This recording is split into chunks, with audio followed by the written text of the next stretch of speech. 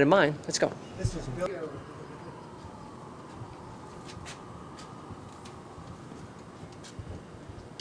It tends to get very quiet. Can't you?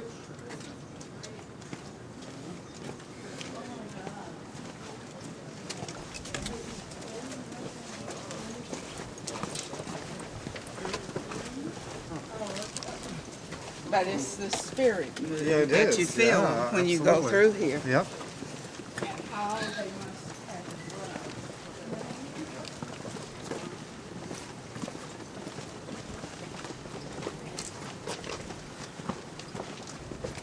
I'm free.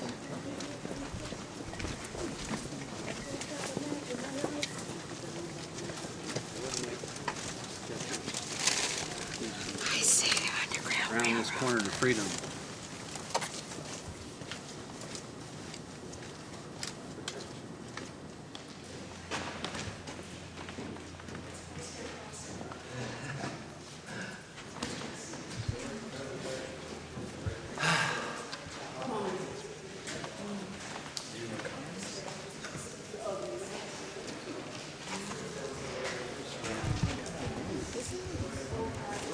A lot of important American history happened in here, folks. A lot of important history. This is a perfect place to end because, again, not chronologically, but certainly thematically, this is what made it all possible.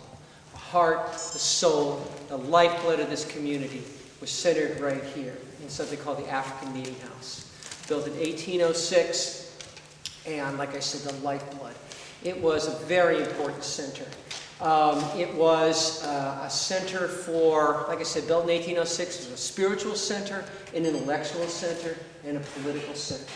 Okay? Spiritually, where you stand right now, this was the home of the first African Baptist church established in 1806. You are standing in a building that we believe to be the oldest standing black church edifice in the United States.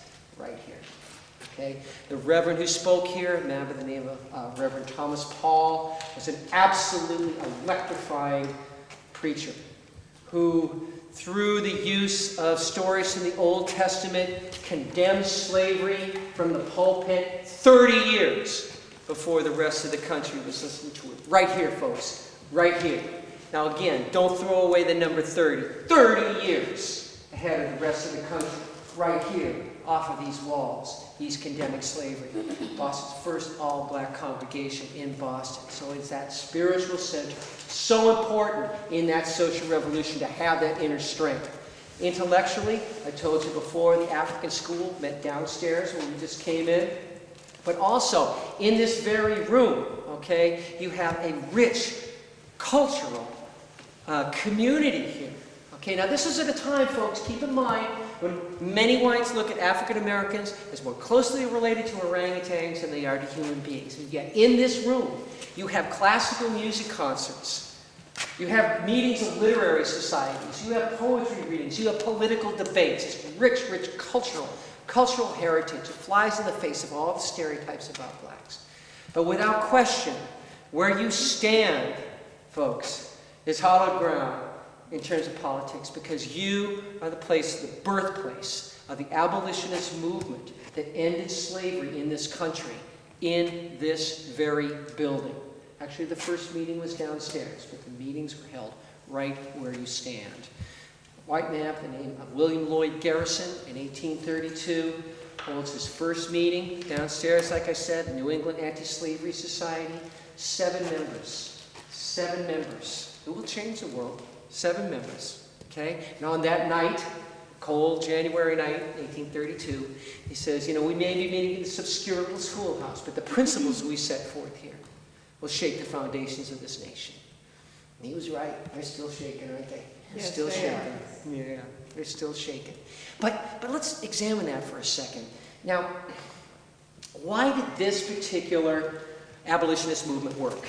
You got to look at the big picture here. It wasn't the first abolitionist movement. The first abolitionist movement, Quakers, 1790s in Maryland.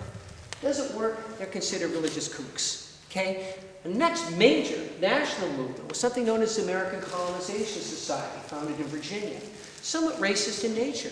The idea being, we better get blacks out of this country because they'll never make it here, and the ones that are free are dangerous. Okay, now you can imagine how this free black community felt about that.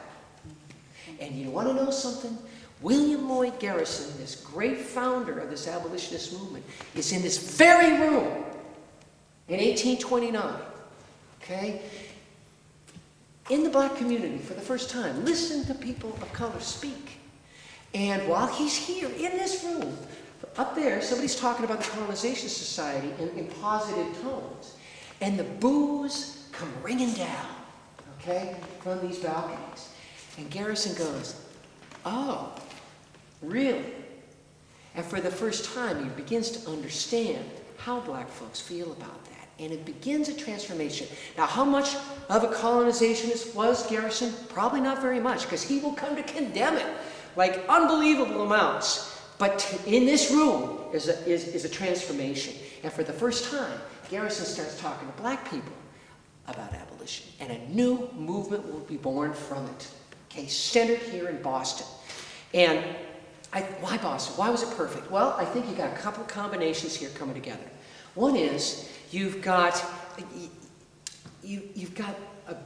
remember we talked about the heritage of revolution and that identity? You have good Christian, zealous white people in Boston living up here in this progressive area who want to make their mark and change in America. They're the children of the revolution. They need their revolution. You take them and you bring it together with this black community of many, many years. It's got political savvy and some money, and you bring it together and it makes this biracial movement, which probably, if you think about it, was necessary in that time to have credibility, right? But this biracial movement, okay? Together they do it. Garrison starts here. He publishes his newspaper in Boston. Why? Because there's a black community with money to become his first subscribers. And here, again, my interpretation, this is what worked. Why did this one work? Why did it work? Okay? I think it worked because they attacked the one central concept that made slavery acceptable to good white people. And that was that blacks are not really human beings. They don't feel like you do. It's not really bad. You know, they attacked that. Now let's think about that for a second. Now, what do we all fear? You know, I mean, really? I mean, we all have many different kinds of fears, but I think there's a common fear. Tell me if I'm wrong. It's the fear of abduction leading to sexual and physical abuse, isn't it? When the kids don't call, when you're out by yourself, to disappear and to be abused, right? Here's an institution, folks, is the backbone of America for hundreds of years. We've got to come to grips with that. Now let's bring it a little bit further. Okay, sorry, sir, we're selling your wife and your adolescent daughter to the next scumbag who comes through that door with enough money to do what he wants. Wait a minute. Let's make it a little more real. First, we're going to strip off their clothes and put them on an auction block. And then we're going to sell them to the highest bidder. You feel that? Feel that kind of? Feel that hurt, that horror? You know? I do too. And I try to do it as many tours as I can. And the reason that I do it, folks, is because I believe that is exactly the feeling that these people were finally able to get across to white Americans. Not a lot, not everybody got it, but some did, and then the horror began. And that's what starts it off. That's what gets it going. Now, here's another aspect of that abolitionist movement. For the first time, you have black people talking about slavery. What better way to humanize it than to have black folks talking about it? And you know what? They all spoke here. They all spoke here. All the greats in this room. Our voices echoing off the same walls. Okay? Sojourner Truth. Harriet Tubman spoke here. And the great Frederick Douglass. Off these walls. I like to think of him as, he's my favorite. Okay? Indulge me just one last little thing here. Okay? I'm picturing an abolitionist movement somewhere, you know, in a rural part of the country. Maybe there's people there who've never seen a person of color before, you know? And they're thinking like, maybe they're there for the sensational part, you know, kind of the National Enquirer side of things maybe, you know, or the more sensational side of things. And, you know, the beatings, the rapes, the escapes, you know, the exciting stuff, you know. But maybe they're thinking like, gee, what do you think? Are they human? You know, what do you think, Margaret? Are they human? You know? And then Frederick Douglass walks into the room. You know, I like to picture him walking through that door. right there. Imagine right now, Frederick Douglass walked through that room. First of all, he's 6'5". Did you know that? 6'5". But the thing is, 6'5", in 1840 and 50, is a giant. If Shaquille O'Neal walked into the room right now, it'd be like, oh my God, right? That's how it is when Frederick Douglass walks in the room. Handsome, deep voice, great sense of humor, commands that audience, commands them, And think of the repercussions of that, because, people leave there, they realize not only is this a human being, he's a magnificent human being.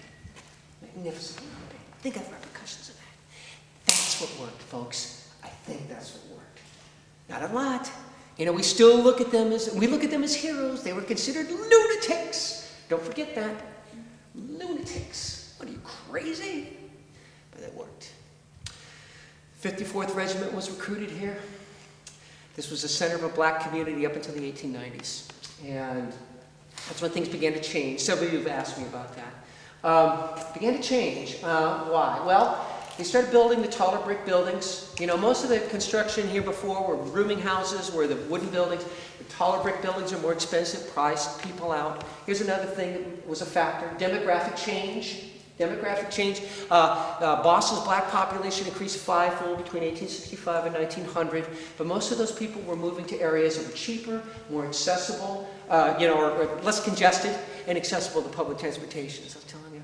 And so what they think is that, the black institutions here, the churches and the businesses picked up, whoop, and went there. Okay? This building was sold in 1898 to a Jewish group. Became a synagogue in 1904. It was a synagogue all the way up until 1972. Went by the grace of God. The Museum of African American History was able to purchase these two buildings, okay? And it became a National Historic Site in 1980. But there's one last person I got to tell you about. The person's responsible for all of us being here. And a great matriarch of this site. Her name was Sue Bailey Thurman. And Sue Bailey Thurman dedicated her life to reawakening people about what I just told you about here. This history, what happened here on Beacon Hill. And, she mapped out, the trail we just took was first mapped out by Sue Bailey, this African-American woman, Sue Bailey Thurman, in the early 1960s. Okay? We have a strong suspicion, some evidence, not clear, but pretty strong evidence. The first time anyone saw a map of the Black Heritage Trail of Boston was handed out in Washington, D.C. in 1963. At the March on Washington. I have a dream speech. That's a cool one, huh? Here's another connection. There's another connection. Okay, Sue Bailey Thurman was married to a man by the name of Howard Thurman, who was the dean of the chapel at Boston University and was the principal political mentor of Martin Luther King. So here, where we stand, we have the 18th, the 19th, and the 20th centuries coming together for civil rights. And for me personally, when I started doing this trail, I began to understand that, civil rights is not just a couple of decades in the 20th century. That it's a one continuous golden thread, in this country's history. And it's probably done more to make us what we are. These communities pounding on the walls, breaking out, those things, changing the laws, doing that stuff. I think it's probably done more to make us what we are than any Washington politicians, probably. Yeah. So that's one thing I think all of us Park Service here want people to remember, that civil rights is not just those decades, but we are lucky to be at one of its birthplaces. The end.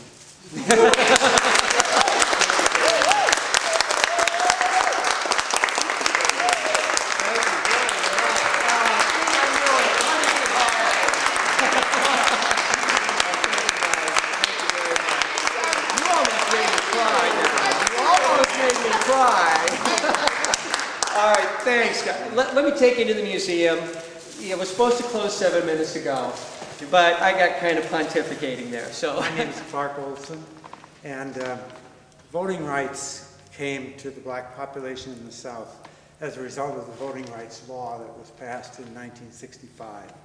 And leading up to that, there was the death of Jimmy Lee Jackson, a young black man in Marion, Alabama, whose death prompted the idea of having a march from Selma, which was nearby.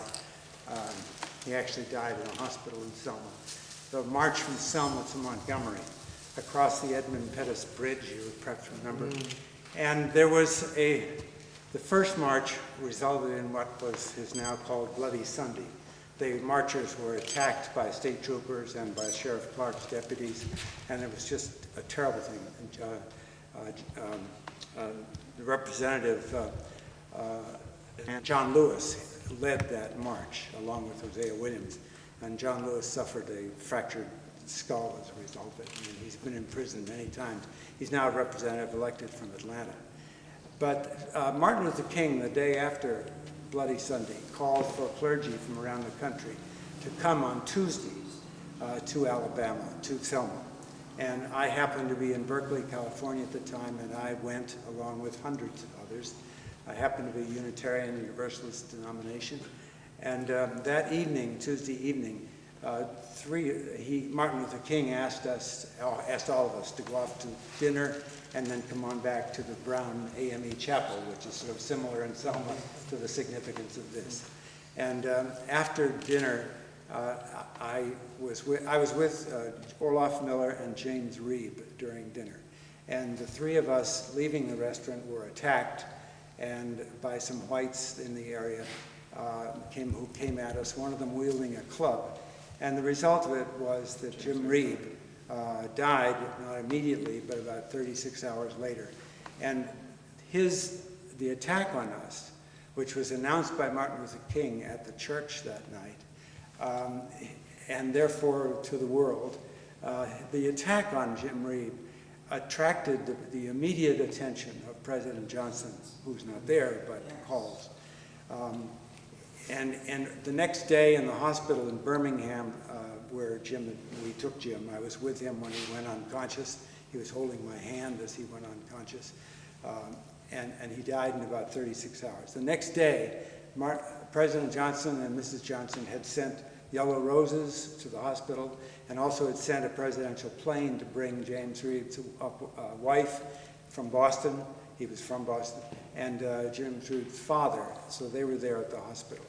President Johnson paid a great deal of attention to the death of James Reeb, the dying and death. And in fact, it received huge public attention across the country. 10,000 people in Boston Common, Chicago, Washington, San Francisco. There were huge demonstrations about this dying Jim Reeb, or then having died. It was in all the papers, Walter Cronkite and so on.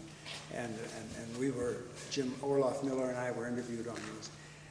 The irony, of course, is that it took the death of James Reeb, a white man. President Johnson had not one phone call in reference to Jimmy Lee Jackson. In reference to the death of Jim, or to the attack on us and on the death of Jim Reeb, President Johnson had 57 phone calls, which is evidence, of course, of the enormous attention that went to that. You spoke of the ironies in history. The irony, of course, is that it was the death. President Johnson, in speaking to Congress the following Monday, urging passage of the Voting Rights Bill, this attack on Jim Reeb and his death was the final straw that, as it were, broke the camel's back, or in this case, led Johnson to say, we will pass the Voting Rights Bill. So it was the death of Jim Reeb that probably was the key to it. And ironically, of course, the death of a white person leads to that. And I take no pride in that. Obviously, it's the quirks of history. But I was there. I was holding his hand. We were attacked. I was not hurt. Jim Reeb was the one who was hurt. This is my first time on this trip. Can you tell us your name again, please? Clark Olson, O-L-S-E-N. Orloff Miller was the other minister with us, and he now lives in Germany. He's married a German woman, lives over there. But it's an incredible thing for me to think that just the decision to decide to go from my home in California at that time and take part in that march, and then to have myself, it turns out, at the center of a turning point in American history. It's just amazing. Thank you. Thank you.